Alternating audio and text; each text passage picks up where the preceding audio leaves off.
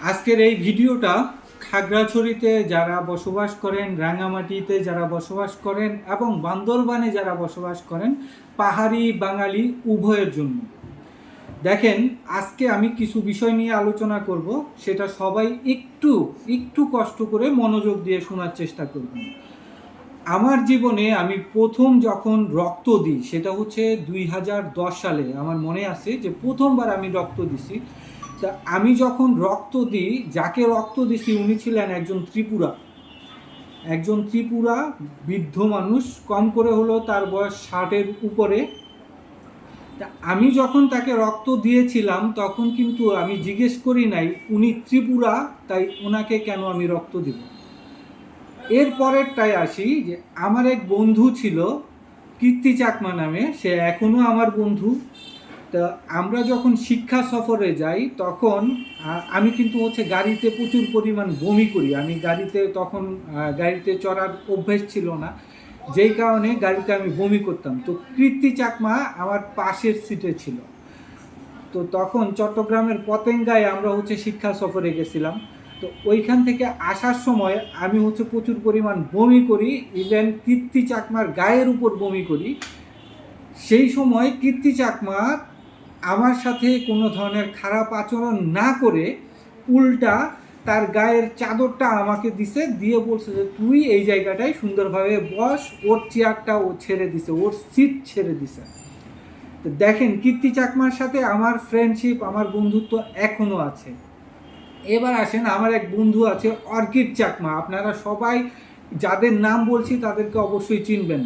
Orchid Chakma, যার সাথে আমার স্কুল থেকে বন্ধুত্ব। সেই অর্কিডের সাথে আমার যখন দেখা হয়, অর্কিড আমাকে জড়াই ধরে প্রথমে আমার গালের সাথে তার গালটা ঘষা দেয়, কারণ আমার গালে প্রচুর পরিমাণ দাড়ি, তার গালে দাড়ি নাই। যে কারণে সে বলে যে আমার গালের সাথে যদি সে ঘষা দেয় সেক্ষেত্রে তার গালে দাড়ি গজাবে। তো কথাগুলা কেন বলছি দেখেন, আমরা বর্তমানে পাহাড়ি বাঙালি নিয়ে খাগড়াছড়িতে যেই পরিমাণ দ্বন্দ্ব লাগানোর চেষ্টায় আছি, এই দ্বন্দ্বতে যায়েন না। আমাদের সম্প্রীতি যেই পরিমাণে ছিল আগে, ওই পরিমাণ সম্প্রীতি এখনও আছে। আমি গতকালকেও আমার বন্ধু সুব্রত চাকমার সাথে কথা বলছি। সো আপনারা কখনো আমাদেরকে ডিভাইড করতে আইসেন না। আর খাগড়াছড়ির বাইরে সমতলে যারা থেকে সুশীল সমাজ যারা, আপনারা দয়া করে পাহাড় সম্পর্কে না জেনে আপনারা আমাদের ব্যাপারে কোনো ধরনের পোস্ট কমেন্ট বা দরদ দেখাইতে আইসেন না। আমরা পাহাড়ের বাঙালি, আমরা পাহাড়ি চাকমা, মারমা, ত্রিপুরা, আমরা সবাই একসাথে খুব ভালোভাবেই আছি। এবার আসেন, আমি কয়েকটা পয়েন্ট নিয়ে কথা বলি। প্রথমত যে আপনারা এখন বলতেই পারেন যে আপনি যদি এতই সম্প্রীতিতে থাকেন, এতই আপনাদের বন্ধুত্ব, তাহলে মারামারিটা করলো কে, কাটাকাটি করলো কে? দেখেন, কয়েকটা জিনিস এখানে বুঝতে হবে। প্রথমত বলি যে 2016 কি 17, আমার ঠিক মনে নাই, ওই টাইমটায় রাঙামাটিতে পাহাড় ধস হয়েছিল। প্রচুর পরিমাণ বৃষ্টিপাতের কারণে পাহাড় ধস হয়। সেই ক্ষেত্রে রাঙামাটি জেলার অনেক চাকমা, অনেক পাহাড়ি ভাইদের বাড়িঘর ভেঙে যায়, পাহাড়ের নিচে পড়ে যায়। সেই জায়গাটায় সেনাবাহিনী কিন্তু কাজ করেছিল। সেনাবাহিনীর তখন 7 জন নওজোয়ান এই পাহাড়ের মাটির নিচে চাপা পড়ে উদ্ধার কাজ করতে গিয়ে মারা গিয়েছিল। তাদেরকে কি আপনারা ভুলে গেছেন? ভুলেন নাই। আমি নিজে তখন রাঙামাটির দায়িত্বে ছিলাম। তো রাঙামাটি, খাগড়াছড়ি, বান্দরবান এই জেলাগুলোর দায়িত্বে আমি তখন মোবাইল ইন্ডাস্ট্রিতে কাজ করি, এখনও করি। তো রাঙামাটি, খাগড়াছড়ি, বান্দরবানের দায়িত্বে থাকার কারণে আমি তখন একটা ফান্ড ক্রিয়েট করি, প্রায় 1,20,000 টাকার মতো ফান্ড আমি তখন ক্রিয়েট করি।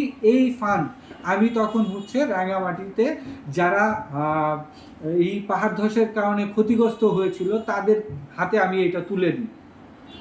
তো দেখেন, আমরা সবাই সম্প্রীতি চাই। পাহাড়ের যারা বাঙালি, পাহাড়ের যারা পাহাড়ি, আমরা সবাই সম্প্রীতি চাই, আমরা কেউ মারামারি চাই না। তবে এখানে কিছু কিছু মানুষ আছে যারা উস্কানি দিচ্ছে। উস্কানি কারা দিচ্ছে তাদেরকেও আমি আপনাদেরকে একটু ধরায় দিই। প্রথমত কিছুদিন আগে আমরা একটা ভিডিও দেখেছিলাম যে একজন ভাই বলতেছে প্রথমে পাহাড় থেকে সেনাবাহিনী সরিয়ে দাও, তারপর পাহাড় থেকে সকল বাঙালিদেরকে সরিয়ে দাও। সিএসটি আমার, চট্টগ্রাম হিলট্রেক্স আমার, এইভাবে বলে একটা ভিডিও দিয়েছেন। ওকে ফাইন, তিনি হয়তো বুঝেন নাই।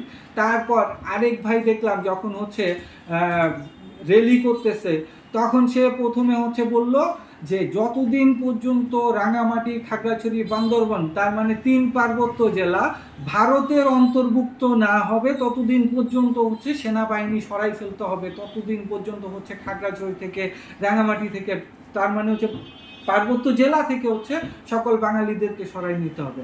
আপনারা ভারতের অন্তর্ভুক্তি চাচ্ছেন।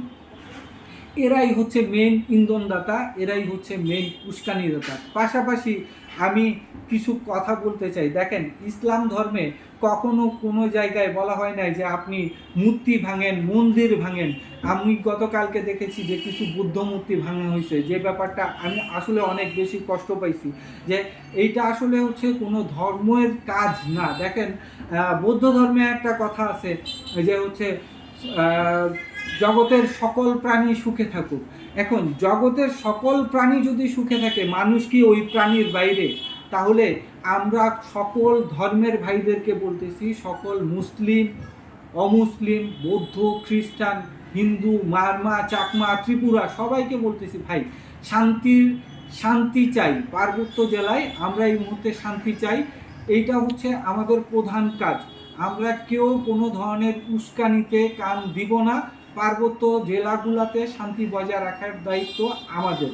আমাদের মধ্যে যারা উস্কানি দিচ্ছে তাদেরকে আমাদের একটু প্রোটেস্ট করতে হবে, তাদেরকে চোখে চোখে রাখতে হবে, তাদেরকে আইনের আওতায় আনতে হবে। তো আশা করি সবাই আমার কথাগুলো বুঝতে পারছেন। ধন্যবাদ সবাইকে।